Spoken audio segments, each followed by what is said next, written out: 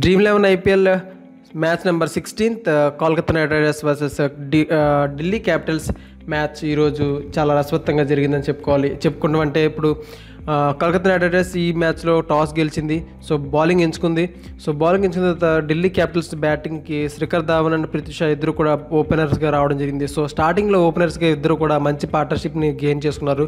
స్టార్టింగ్లో Shikhar Dhawan 16 balls 26 runs చేశాడు. And Prithvi Shah కూడా చాలాసేపటి వరకు తర్వాత శ్రేయస్ అయ్యర్ వచ్చిన తర్వాత శ్రేయస్ అయ్యర్తో పాటు కలిసి మంచి పార్ట్నర్షిప్ని ఒక క్రిషియల్ బ్యాటింగ్ని గెయిన్ చేసుకున్నారు ఇద్దరు కూడా. సో తర్వాత పృథ్వీ షా కూడా 41 balls 66 runs చేసి అవుట్ అయ్యాడు. సో తర్వాత రిషబ్ పంత్ వచ్చాడు. రిషబ్ పంత్ కూడా శ్రేయస్ అయ్యర్తో కలిపి మంచి పార్ట్నర్షిప్ చేసుకున్నాడు. 15 balls 34 runs చేశాడు రిషబ్ పంత్ కూడా.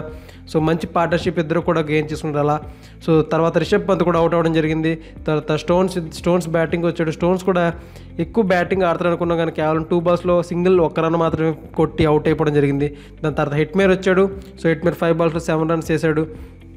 సో దీంట్లో హైలైట్ ఏంటంటే మెయిన్గా బ్యాటింగ్ టీంలో హైలైట్స్ ఏంటంటే సో శ్రేయస్ అయ్యర్ కేవలం 38 balls 88 runs చేశాడు. సో పృథ్వీ షా ఏమో 41 balls 66 runs చేశాడు. And Rishabh Pant 15 balls 34 runs చేశాడు. సో మంచి క్రూషియల్ బ్యాటింగ్ అనేది మంచి రెస్పాన్సిబిలిటీ తీసుకుని బ్యాటింగ్ అనేది చాలా బాగా ఆడారు ఈరోజు ఢిల్లీ క్యాపిటల్స్. సో బౌలింగ్ విషయానికి వచ్చినట్టయితే ఢిల్లీ క్యాపిటల్స్కి వేసిన కోల్కతా నైట్ రైడర్స్ కొద్దిగా డల్గానే వేశారు. వేసిన ప్రతి బాల్ ఏదే వేసినా కానీ సో ప్రతిదీ కూడా బౌండరీ కొట్టడం జరిగింది. శిఖర్ ధావన్ నుంచి, పృథ్వీ షా నుంచి, శ్రేయస్ అయ్యర్ నుంచి, రిషబ్ పంత్ నుంచి కూడా ప్రతిదీ బౌండరీస్ అనేది వెళ్తున్నాయి. చూసుకున్నట్టయితే ఎక్కువ సిక్సెస్ అండ్ ఎక్కువ బౌండరీస్ కూడా చాలా ఎక్కువ వచ్చినాయి సో కోల్కతా నైట్ రైడర్స్ బౌలింగ్లో. సో నెక్స్ట్ వచ్చిన సో టోటల్గా స్కోర్ వచ్చేసి 228 runs టార్గెట్ అనేది 228 runs అనేది ఢిల్లీ క్యాపిటల్స్ చేయడం జరిగింది. సో టోటల్ టార్గెట్గా సో కోల్కతా నైట్ రైడర్స్కి టార్గెట్ అయితే 229 runs టార్గెట్ అనేది ఇచ్చింది. సో టార్గెట్ అనేది చాలా భారీ స్కోర్ అనేది టార్గెట్ ఇవ్వడం జరిగింది. సో ఆ టార్గెట్ని తీసుకొని సునీల్ నారాయణ్ అండ్ శుభం గిల్ ఇద్దరు కూడా ఓపెనర్స్గా రావడం జరిగింది. సో వచ్చిన వెంటనే సునీల్ నారాయణ్ కూడా ఎక్కువసేపు బ్యాటింగ్ క్రీజ్లో ఉండలేకపోయాడు. కేవలం 5 balls 3 runs మాత్రమే చేసి అవుట్ అయిపోవడం జరిగింది. దాని తర్వాత వచ్చిన నితీష్ రాణా అండ్ శుభం గిల్ ఇద్దరు కూడా సూపర్గా బ్యాటింగ్ అనేది స్టార్ట్ చేశారు. సో స్టార్ట్ చేసిన తర్వాత కూడా శుభం గిల్ కేవలం 22 balls 28 runs చేసిన తర్వాత తను కూడా అవుట్ అవ్వడం జరిగింది. తర్వాత రసూల్ వచ్చాడు. రసూల్ కూడా ఒక మంచి బ్యాటింగ్ లైన్ ఆడతాడు అనుకున్నాం కానీ 8 balls కేవలం 13 runs మాత్రం చేసి తను కూడా అవుట్ అయిపోయాడు. సో నితీష్ రాణాకి సపోర్టింగ్గా బ్యాట్స్మెన్ అంటూ ఎవరూ లేకుండా పోయారు. సో తర్వాత దినేష్ కార్తిక్ వచ్చాడు. సో దినేష్ కార్తిక్ అండ్ నితీష్ రాణా ఇద్దరు కూడా మంచి పార్ట్నర్షిప్ బిల్డ్ చేసుకుంటారని మనం అనుకున్నాం కానీ అక్కడ కూడా సేమ్ రిజల్ట్ వచ్చింది. సో దినేష్ కార్తిక్ కాకుండా నితీష్ రాణా అవుట్ అవ్వడం జరిగింది. 34 balls 58 runs చేసి హైయెస్ట్ స్కోరర్గా నిలిచాడు ఆ బ్యాటింగ్లో. సో దినేష్ కార్తిక్ అండ్ తర్వాత వచ్చిన కుమిన్స్ కూడా వచ్చాడు. కుమిన్స్ కూడా సేమ్ వచ్చిన తర్వాత కుమిన్స్ కూడా 3 balls 5 runs మాత్రమే చేశాడు. అండ్ దినేష్ కార్తిక్ కూడా 7 balls 8 runs మాత్రమే చేసి అవుట్ అయిపోయాడు. సో కుమిన్స్తో పాటు మార్గన్ కూడా బ్యాటింగ్ వచ్చాడు తర్వాత. సో మార్గన్ అయితే మంచి బ్యాటింగ్ ఆడుతున్న టైంలో కుమిన్స్ కూడా అవుట్ అయిపోవడం జరిగింది. కేవలం 5 runs కొట్టి 3 balls. సో మార్గన్తో పాటు రాహుల్తో తిరుపతి వచ్చాడు. So Rahul, Tripathi and Morgan ఇద్దరు కూడా మంచి బ్యాటింగ్ ఆడారు. ఎంత మంచి బ్యాటింగ్ అంటే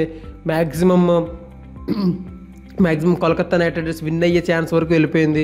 సో మ్యాచ్ విన్ అయ్యే ఛాన్స్ వరకు వెళ్ళిందంటే కేవలం మార్గన్ అండ్ తిరుపతి వల్ల మాత్రం వెళ్ళింది. సో మార్గన్ ఎలా అంటే 17 balls టోటల్గా 44 runs చేశాడు. అందులో 5 sixes ఉన్నాయి అండ్ 1 4 ఉంది. సో తిరుపతి అయితే 15 balls 36 runs చేశాడు. 3 6s and 3 4s వేశాడు. సో మంచి బ్యాటింగ్ ఆడారు. తను ఎప్పుడైతే మార్గన్ అవుట్ అయ్యాడో తర్వాత కమలేష్ నాగర్కోటి బ్యాటింగ్ వచ్చాడు. తను కూడా కేవలం 3 balls 3 runs చేశాడు. సో తను ఆడుతున్న సమయంలో తిరుపతి కూడా పెవిలియన్కి చేరడం జరిగింది. సో 15 balls 36 runs చేసి తను కూడా పెవిలియన్కి చేరాడు.